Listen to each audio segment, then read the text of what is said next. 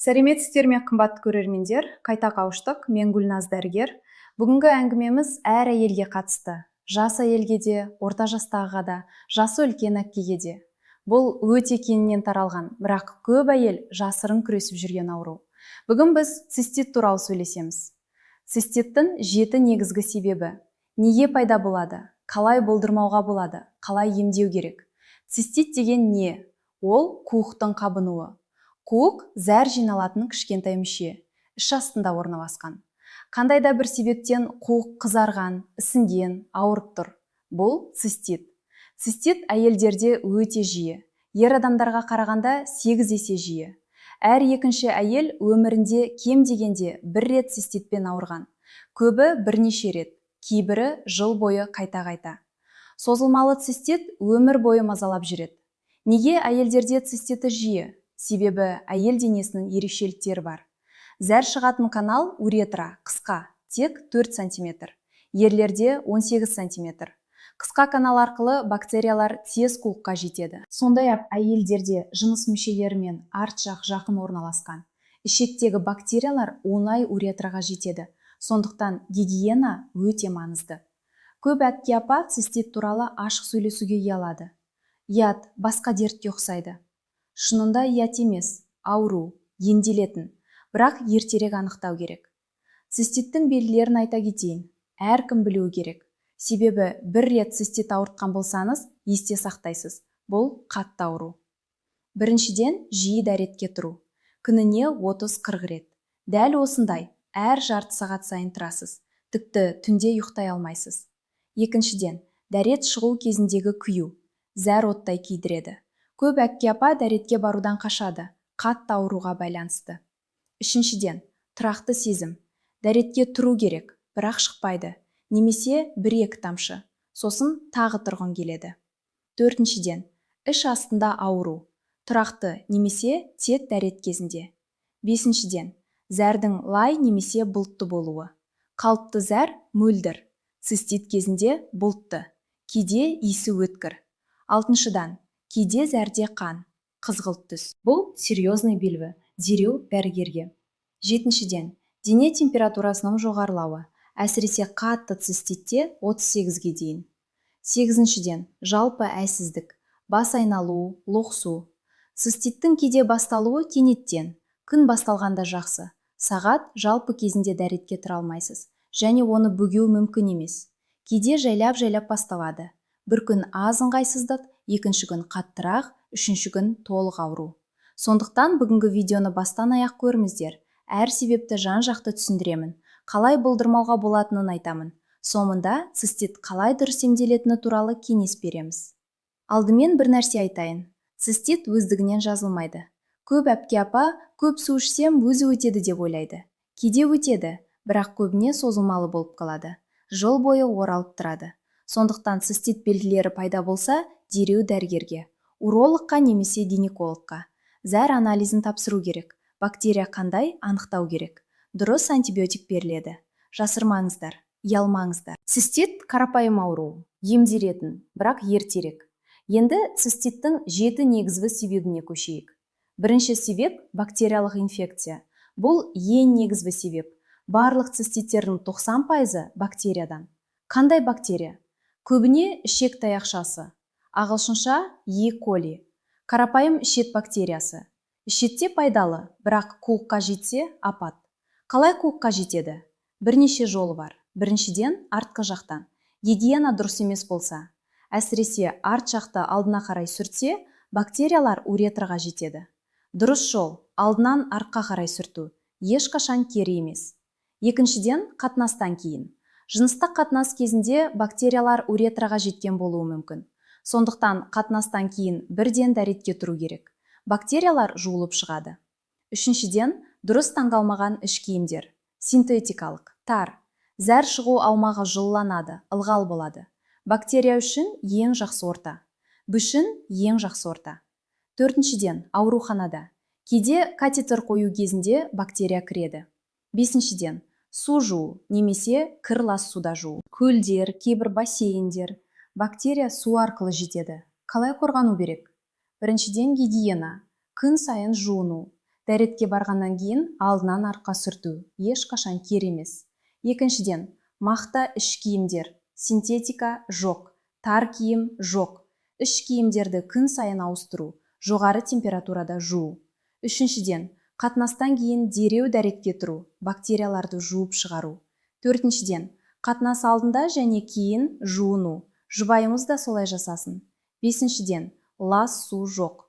Күмәнді бассейндерде жүзбеу. Көлдер суы таза болса ғана. Алтыншыдан, көп су ішу. Күніне 6-7 стакан. Көп зәр бактерияларды қуықтан шығарады. Екінші себеп, суыққа қалу. Бұл қазақ халқының белгілі білімі. Атамыз әжеміз бекер айтпаған, аяғыңды мұздатпа, суық тасқа отырма. Шынында ғылыми негіз бар. Қалай суық циститке әкеледі? Тікелей емес, бірақ жанама арқылы. Суыққа қалғанда денеміз стресс жағдайында. Қан тамырлары тарылады. Әсіресе кіші жамбас аумағында. Иммунитет төмендейді. Денеде болатын бактериялар басқа жағдайда тыныш отыратын, белсенді болады. Қуықта қабыну басталады. Әсіресе қандай жағдайларда? Біріншіден, аяқты мұздату. Қыста қалың емес аяқ киім кию. Дымқыл аяқтары бар жүру. Аяқ суыса, кіші жамбаста суиды. Екіншіден, тас үстіне отыру. Әсіресе салқын тас. Көп әпке апа жасырын осыдан зардап шегеді. Бақшада, көшеде, мейрамхана кірісінде. Бір рет отыру, апта бойы цистит. Үшіншіден, суық суда жуу. Әсіресе менопаузадан кейінгі әпке апаларға.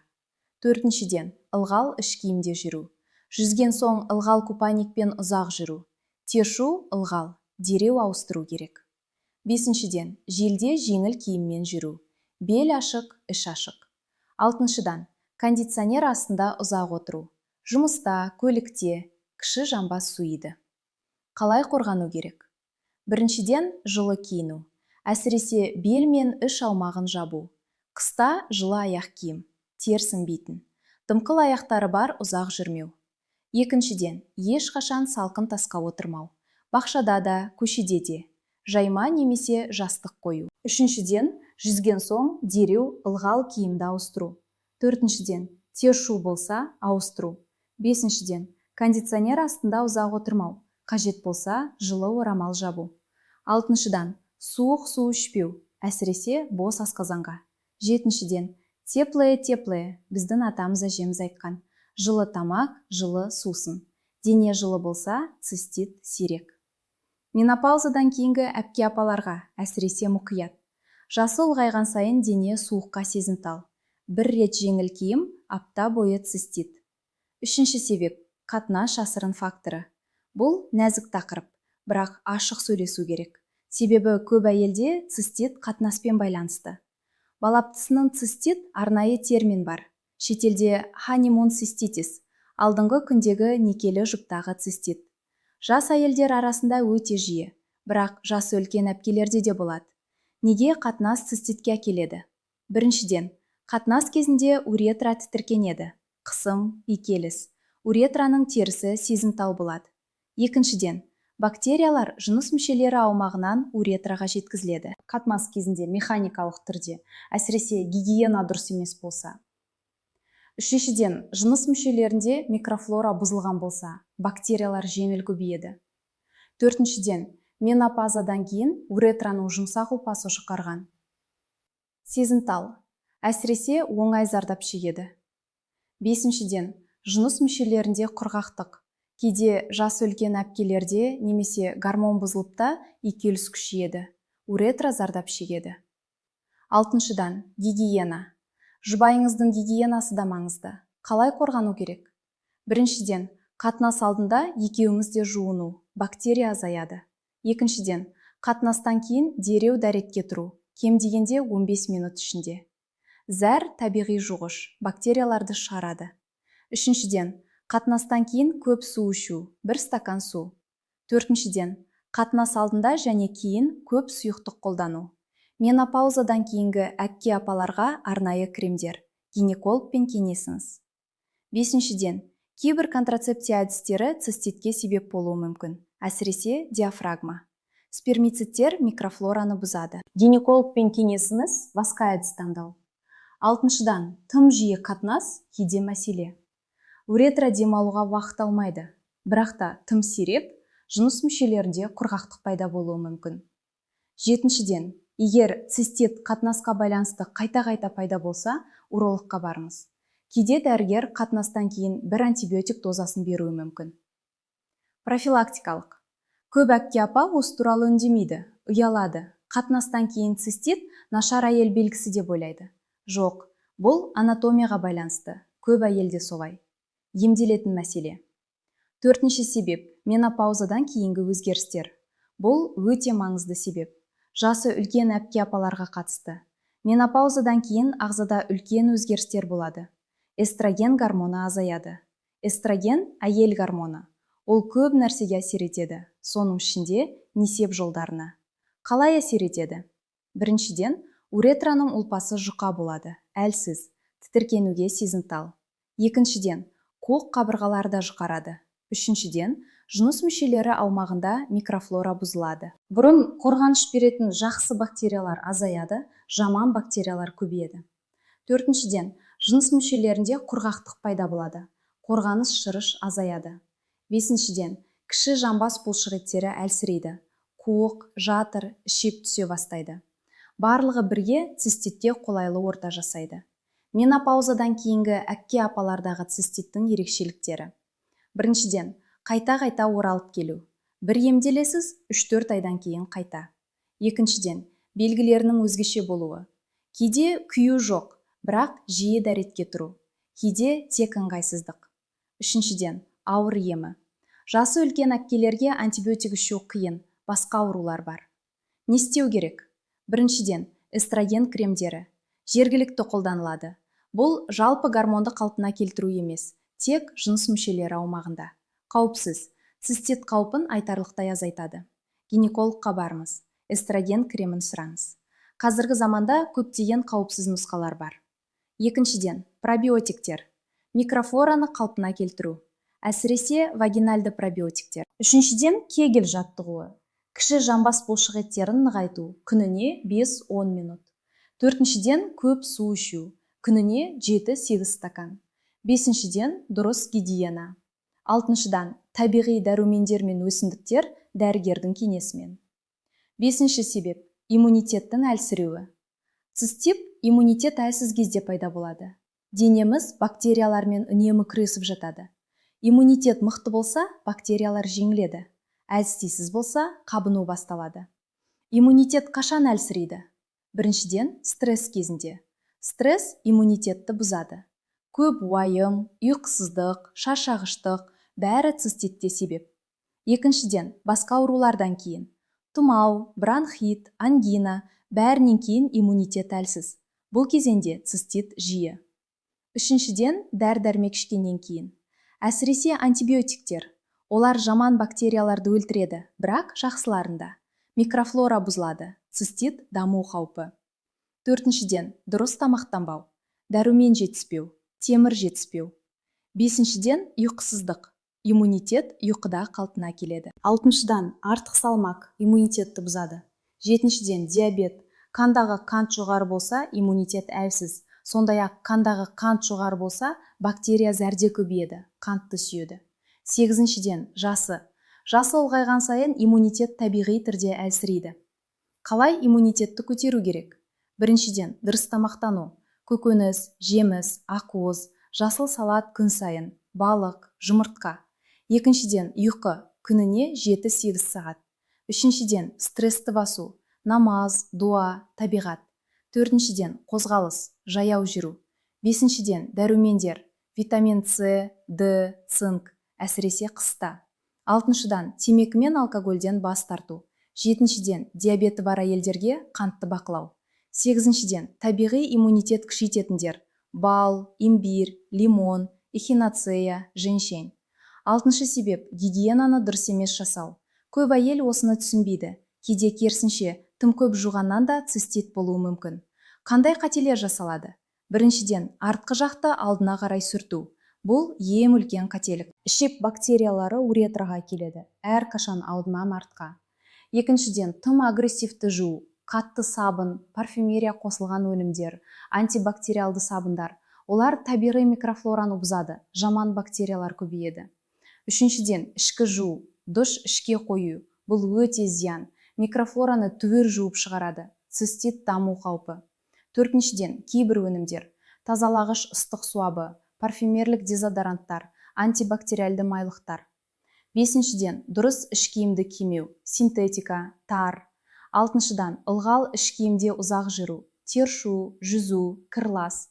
Жетіншіден, гигиеналық таяқшаларды дұрыс емес қолдану, уақытында ауыстырмау, тампондарды тым ұзақ қалдыру.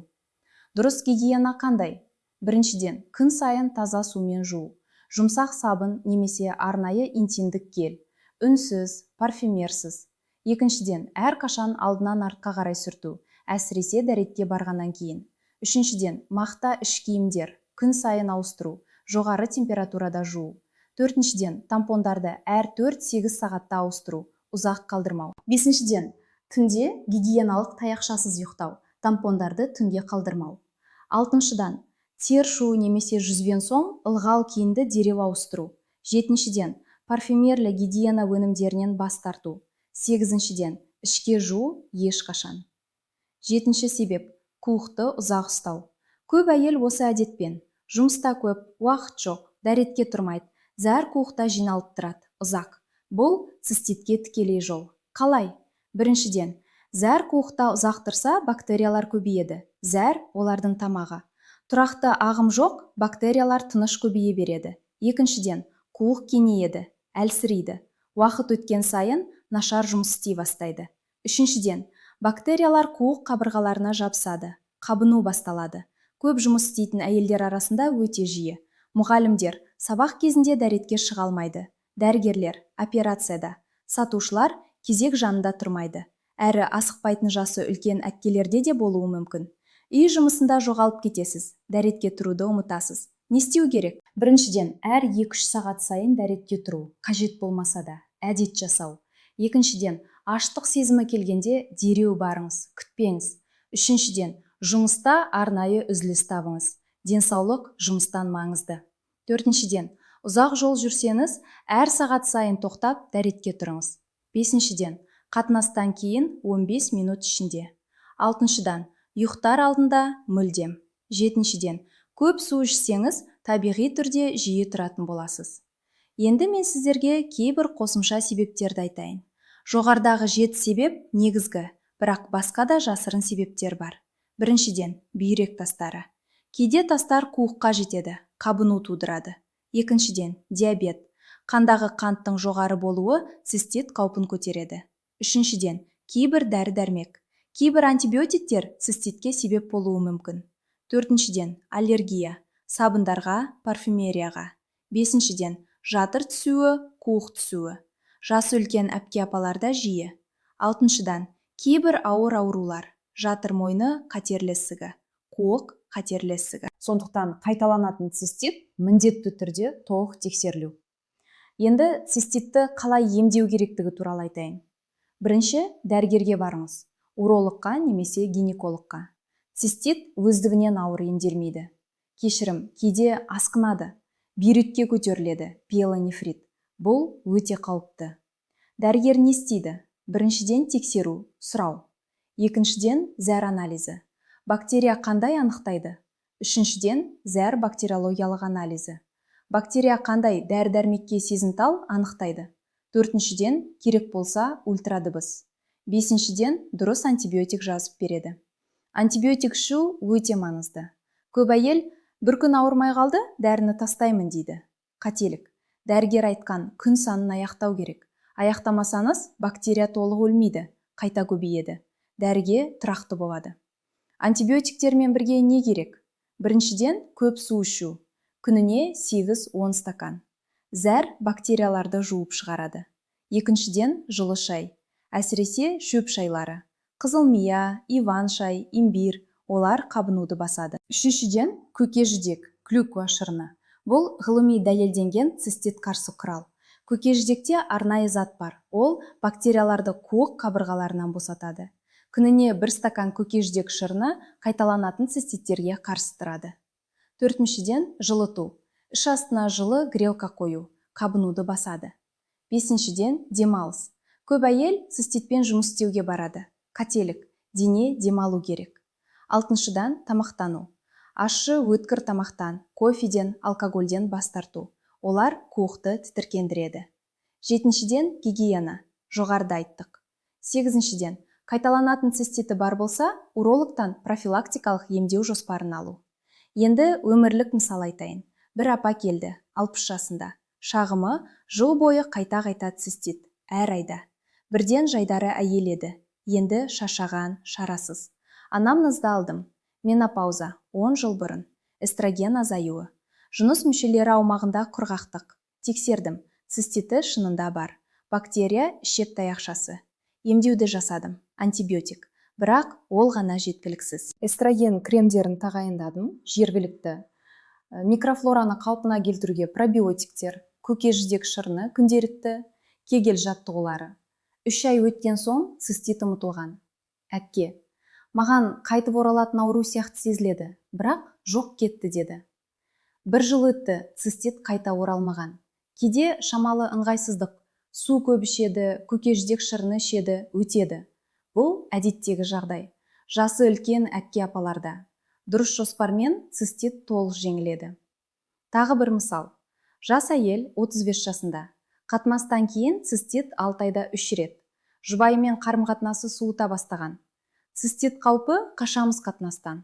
Айттым, қатынастан кейін дереу дәретке тұру, көп су ішу, қатынас алдында және кейін жуыну.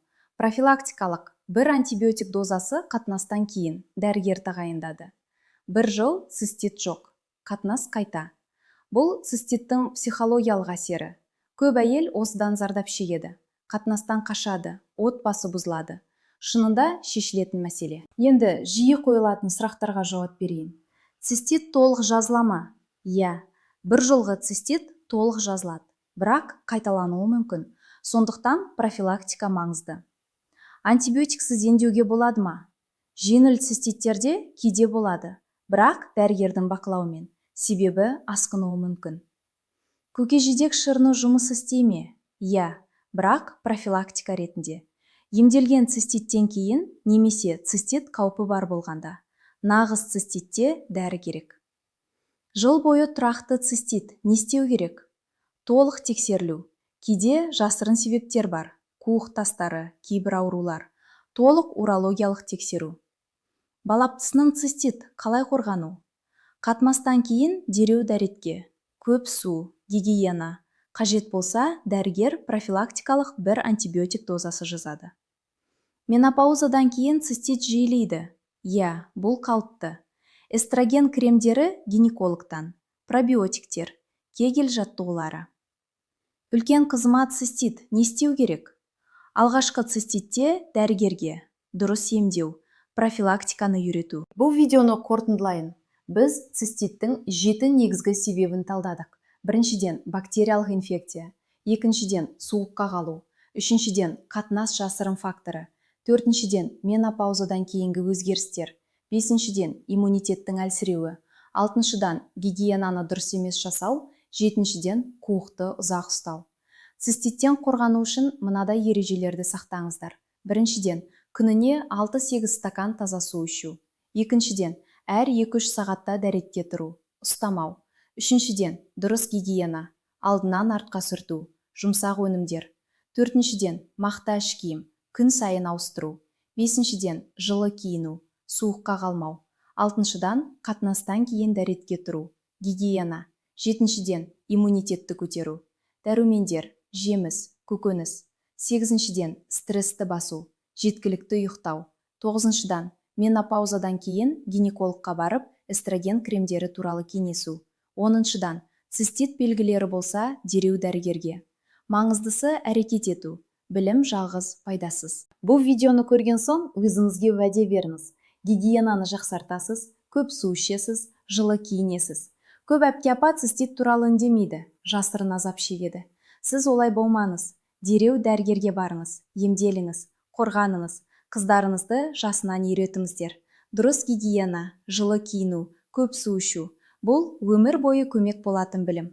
Жасы үлкен ата-аналарыңыз туралы ойлаңыздар. Олар көп жасырын зардап шегіп жатыр. Әсіресе менопаузадан кейін. Олармен сөйлесіңіз, кеңес беріңіз, гинекологқа апарыңыз. Видеоны соңына дейін қарағаныңыз үшін зор рахмет. Сіз бүгін көп білім алдыңыз. Цистит туралы, себептері туралы, қалай қорғану туралы. Бұл видео сізге пайдалы болса, лайк басып қойыңыздар. Каналыма жазылыңыздар. Мен сіздерге арналған тағы көп пайдалы видеолар дайындап жатырмын. Пікір қалдырыңыздар. Өз тәжірибелеріңізбен бөлісіңіздер. Сіздің сөзіңіз басқа әпке-апаларға көмек болуы мүмкін. Әпке-апаларыңызға, аналарыңызға, қыздарыңызға осы видеоны жіберіңіздер. Цистит әр әйелдің мәселесі болуы мүмкін. Сіздің жіберген видеоңыз көп әйелдің өмірін жеңілдетеді. Аман болыңыздар, денсаулық толы болсын, отбасыңыз тыныш болсын. Алла тағала барлығымызға, әсіресе апа-әпкелерімізге жақсы денсаулық, ұзақ өмір, тыныш өмір бере көрсін. Әр әйел сау болсын, әр отбасы сау болсын. Келесі кездескенше қош болыңыздар. Мен Гүлназ дәрігер. Қайта кездескенше.